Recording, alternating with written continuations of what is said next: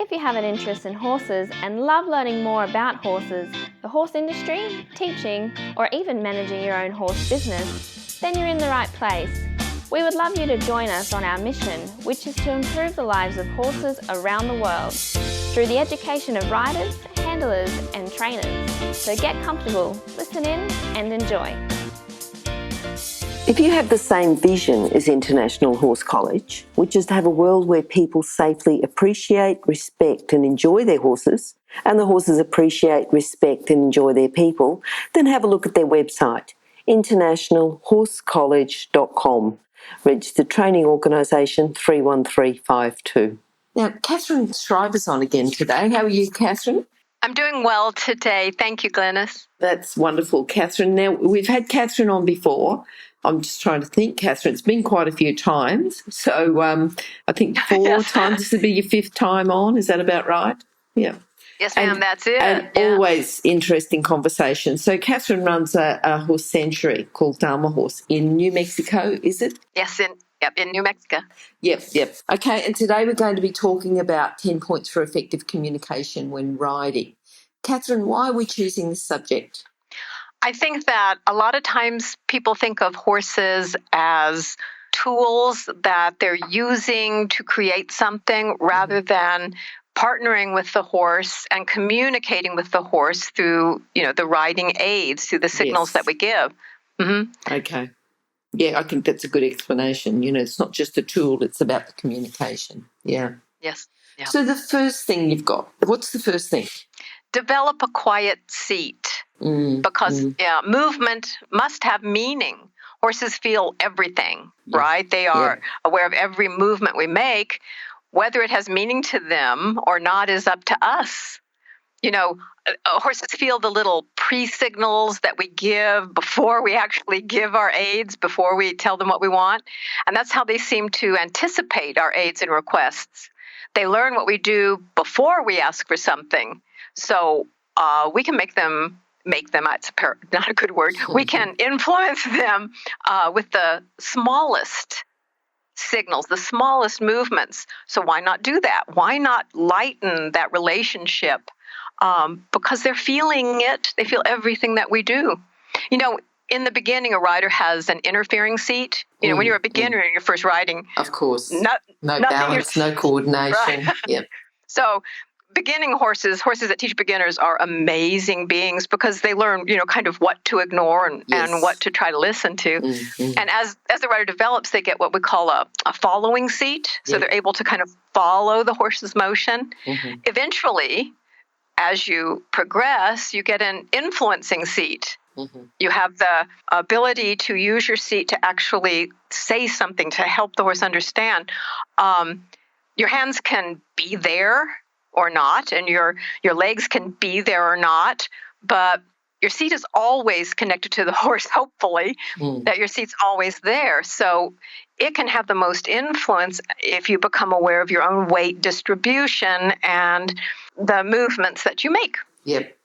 And if it's not a quiet seat, if it is an interfering seat, we talk about the beginner type horses that have got such tremendous natures that they will just keep going around. But, a more sensitive horse is going to, the first thing they're going to do, if the rider's moving too much, they'll hollow their back, they'll run on, they'll make the ride uncomfortable and uncomfortable for the horse and the rider. So if the rider can be quiet, it makes it better for the rider after the making it better for the horse.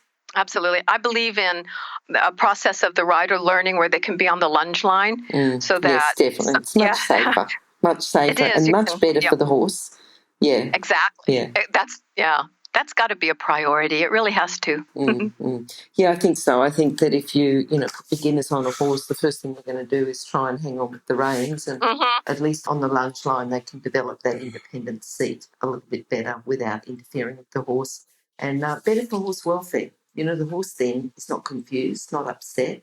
They just say, oh, yeah, all I have to do is go around here, ignore the person on my back, listen to the person in the middle. I can trot a bit slow, that's okay, but I've just got to keep going around. And the horse is happy, rather than having a beginner on who doesn't know how to communicate with the horse and the horse doesn't know how to respond. It's confusing.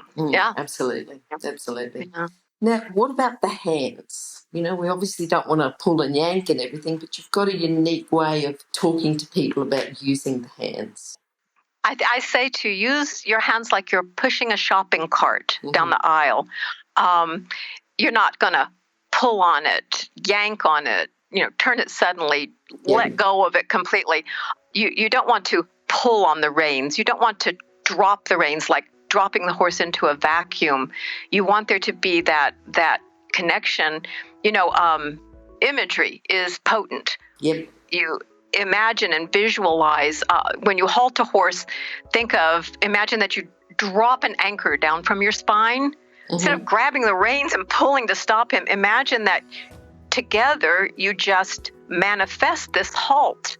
And you can imagine that you have an eyeball in the middle of your chest and you use that to look where you want to go instead of steering wheel. You don't have a steering wheel and brakes. You have reins that are a connection, not so much for the horse to feel you, but for you to feel the horse. Yeah. And I was taught that you have your hands in a base position when you ride and you yield from the base position and come back rather than pull from the base position. Because if you pull from that base position, the horse will naturally pull. He'll become compressed instead of collected. A rider that neck reins, I call it a bearing rein, but like a Western style rider that neck reins, your hand position has to be consistent. You're using the one hand. It's to keep the weight of the rein consistent. Everything you do, the horse feels. And once again, whether it has meaning or not is up to the rider. And if you think of that neck reining, that bearing rein, as pushing the horse's neck to the side rather than taking and forcing the horse's neck, you're really, when you're riding Western style, you're using your seat and your legs and your balance and all of that, all your visualization more than you're using the reins anyway. So make things as clear and consistent as possible. And your hands should be that connection that feels the horse. Yes. And I like the way you're saying about the pulling and the yanking. The horse doesn't mind a contact as long as it's consistent, but it's the yanking and the pulling that they don't understand, and that's what they get upset about. Exactly. What about your hips? You've got something about lining up your hips where you want the horse's hips to be, so just explain that a little bit more. This is a really important concept that I was taught and continue to teach, is that, and once again, the beginning rider is going to tend to follow the horse's body, but to have influence on the horse, you want to put your body, we'll talk about the hips first, put your hips where you want the horse's hips to be. You direct your horse's energy with your hips and your legs. And a lot of times someone will say, well, outside leg back. In reality, it's your outside hip coming back that is the influencer. That's on a circle, like if a horse is on a circle. Right, anyway. I should say that, yeah. Exactly. Yeah. So that's what I'm imagining. I just wanted to confirm it with you. Maybe say that clearly. Yes. Yeah. The horse will eventually follow us. We have to be impeccable with that position, because as we communicate more clearly and become in rapport with the horse, he starts to emulate us. If you watch a rider having a difficult time picking up a canter lead, inevitably they're lining their body up for the outside lead, the wrong lead. And you may want an outside lead for a counter canter, but it's a wrong lead if the horse is bent to the inside, cantering around on that outside lead. For counter canter, they need to be flexed and bent in towards the direction. The leading leg. Yep. Exactly. But we have that ability. We can master our own bodies to direct the horse's body, and holding that hip position that we want for the horse to do, like for shoulder in or haunches in, or to signal that lead in a canter. It'll encourage the horse to align with us. We must concentrate on riding from our core, our shoulders to hips. That's our core, to influence the horse. Not so much that we are banging on them with our legs and grabbing them with the reins. Yeah. Just one other thing, about the hips. You said it when you're teaching the rider to put their leg back, and it's actually the hip that goes back. Because if you talk about the hips, then there's less likelihood of the rider just bending the knee and allowing the heel to draw up. But if you talk about the hip, that sort of starts the whole leg to come back rather than just bending the knee and allowing the heel to draw up. Yeah. Right, exactly. Yeah. What about shoulders? How can we line that up? That's that same sort of thing. Just like with our hips, the horse will perceive the shoulder position, and at first we'll tend to follow him. He starts to counterflex and look to the outside, and we'll tend to be following and going with him. And so he's kind of directing our position. But if we consistently will be clear and shift ourselves where we want him to be, he'll begin to follow us. He's looking for that. If you use your outside rein, this is for riding in English style riding, your dressage or something. You're using your outside rein as a regulator, and your inside rein softens the horse. You make the circles and the turns by bending the horse's body, not by pulling his head around. And that's the way we want to, whether it's a bitless bridle, we're riding with a bit, we're riding with a halter. We want to think of that. We shape the horse's energy around that turn, or to take him straight, which, by the way, is harder to do, is to go perfectly straight. But by thinking of this, then we stretch the outside of his body instead of contracting the inside of his body. And he steps through the curve that we want. It's kind of like, if you think of the vertebra in his spine as being like the cars on a train, all the train cars, and the train is following the train tracks around curves and, through the mountains. We think of the movement that we want to make, we imagine that his spine is what's following the track of the desired path. You've got some really good visualization exercises. I think that's a good one, just following the track. Yep. Yeah. So we're influencing his body, not just, putting his head where we want it to go. Now, when I work with a beginner, I'm always telling the beginners where he's looking is where he's intending to go. So you've got to have him look where you want to go. But then it's much more than that. Yeah.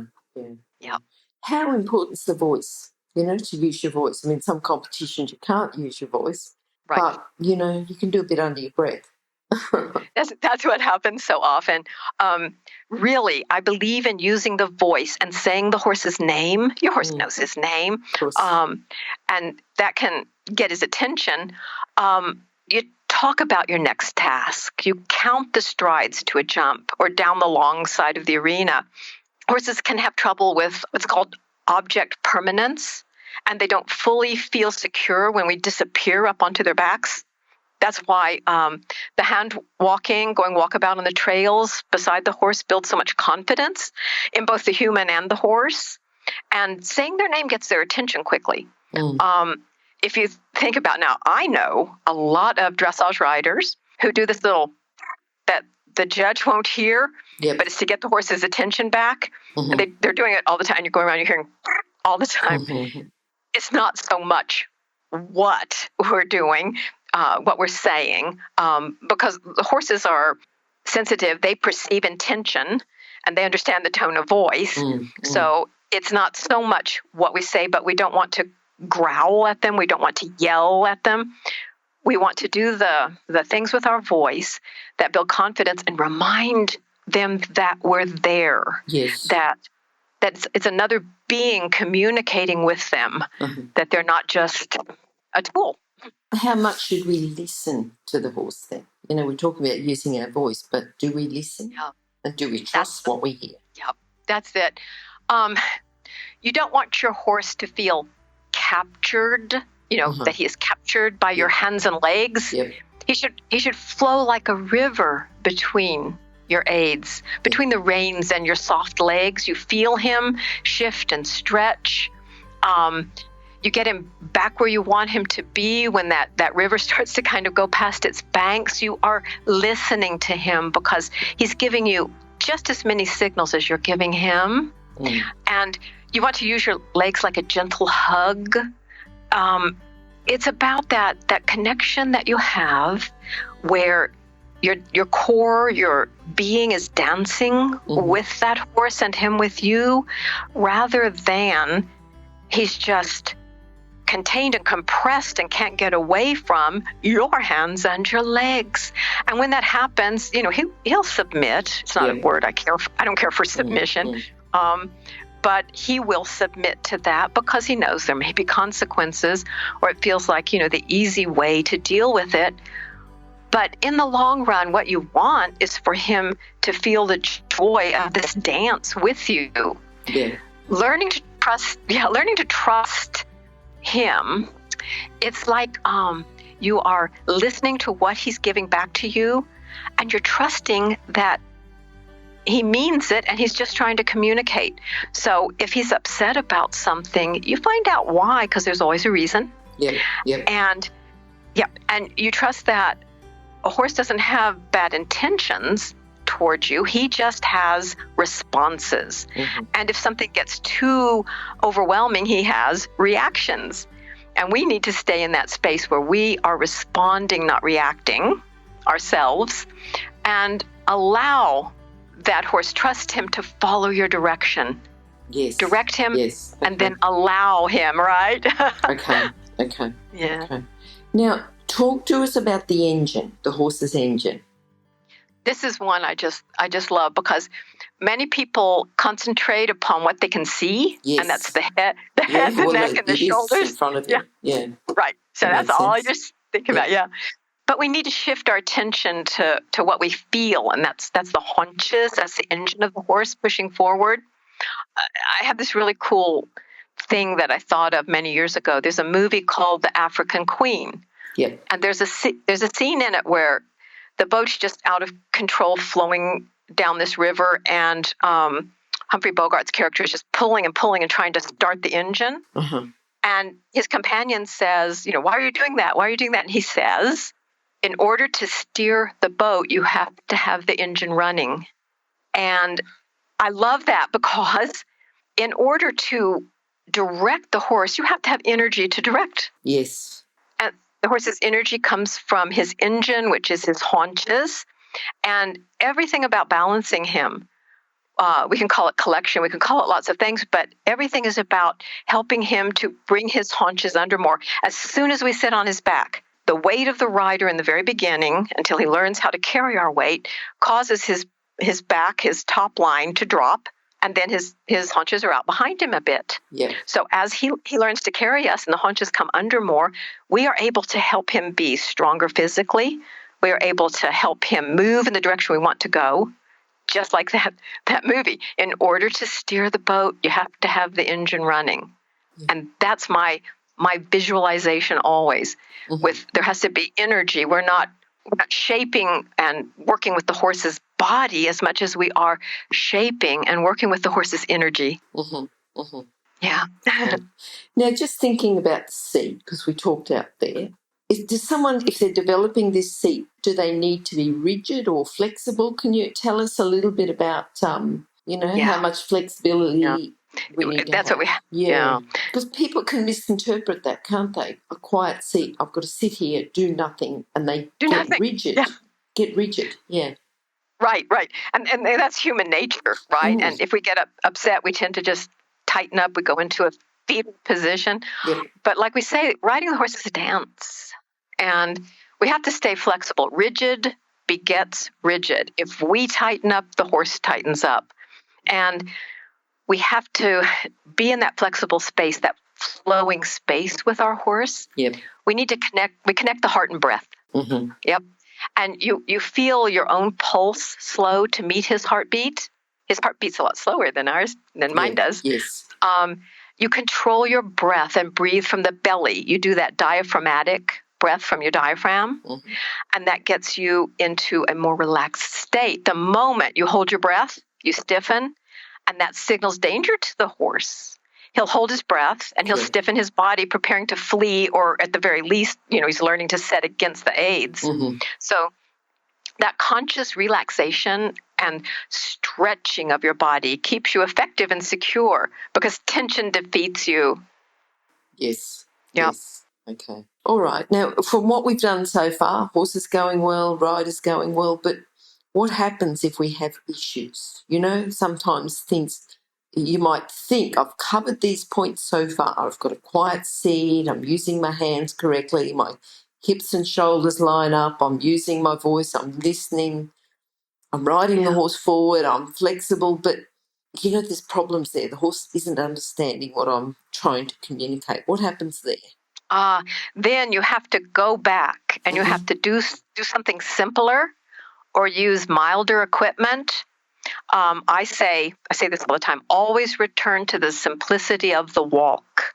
Yes. Because if your horse is acting out of character, do things like check his ears for ticks, check the saddle and the bridle for fit, check his soundness, what's going on with his body. There's always a reason for a transgression. And if you're in doubt, start over. But when issues come up while you're riding, lower the jumps. Trot instead of canter. Walk instead of trot. Bring yourself back to what is the simplest space where you've been, where you've had some success. Yep. Because you're working on yourself, you're working on your relationship, your horse is getting relaxed and things are going well. If something goes awry and you have an issue, take the horse back to something that was going really well. Mm-hmm. It only makes sense. And as soon as you go back and you run through your steps again, it could be that your foundation wasn't quite as solid as you thought it was, or it's just such a strange day that you're not going to make a lot of progress. So go and repeat something, not drill it, don't make him completely bonkers by doing something over and over and over and over again until he doesn't know if he's done it right or not. Yep. But go back and do several things that you both enjoy and do well. Because then that will set the foundation again. Mm-hmm. It's like just taking a little examination of, where your security is, where your relationship is, where your relaxation is. And then you build on up again. You can just start working your way back up again. Mm-hmm. Mm-hmm. Yeah. Okay. All right. Now, have you got something for us to just finish off before we finish? I think that you always have to end on a good note. Okay. Always set your horse up for success, right? You set him up for success. And when things go well in the lesson, reward the horse, make him feel good about himself. Thinking one more time when things are good can backfire. I could tell you a story. Your horse isn't a vehicle. He's not a chair to sit on. The partnership is about feeling mutually successful, and about him not having to drill things over and over to prove himself. Do you want to hear a story? Oh, absolutely. Yeah. So years ago, we were in Roswell, New Mexico. I had a riding school, and there was an outside course at a show we were all going to go to with our horses. And there was a roll top, a white roll top, strange jump out on there, and everybody always had trouble. And we're going to set up for success, right? We're going to make it good. So my brother went out and measured it, and he built the same roll top jump in our outside course and painted it white. So we had the same thing, and we put these little branches that look like trees beside it and all. Mm-hmm. And I set up a long jumping lane, a grid to go through, which was like something like maybe one stride, bounce, two strides, set them up, jumping, make a turn, come to the roll top and take it. Yep. And it worked. And we all went through several times. And even the little pony that, could jump anything in the world, little flying creature, doing well. Yep. And I, as the instructor, and I was young, I made the big mistake. I said, let's all do it one more time. Okay. Yep. We taught every single one of our school horses to refuse that jump. Oh, no. Yep. And then when we saw it at the show, no one took it. No. We all refused out. Yep. So good lesson for me, good lesson for students and trainers. When it's going well, end on a good note. Yes. Yep. Yeah. Good idea. I think that's, it's just any exercises, anything that you're doing, that just makes sense. It's the horse is happy, you're happy. And I like that mutually successful, not just is the horse successful, the rider's got to be successful as well, because they are trying to listen and understand what the horse needs. So it's a mutual successful. It's important. Yes. All right, Katharine. Yeah, another one. Great. Good to talk to us.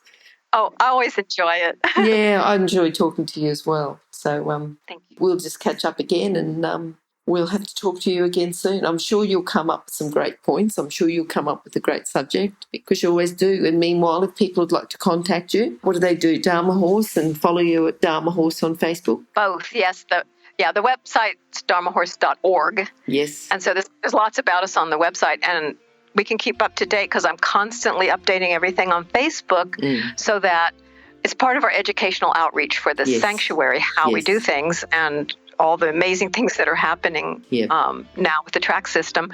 But also it's a way that we can communicate back and forth. So the Facebook page is a good place. Good. All right, wonderful to talk to you again, and we'll talk to you again soon. Thank you, Glenys. If you've enjoyed this chat, then please comment, rate and subscribe. If you'd like any changes or recommendations for guests, then please contact us through horsechats.com. And while you're online, have a look at the government-accredited courses at internationalhorsecollege.com. Registered Training Organisation 31352. Remember that our comments and instructions are general in nature and do not take into consideration your individual horses or your individual ability and circumstances. If you enjoyed this podcast, then please leave your comment below.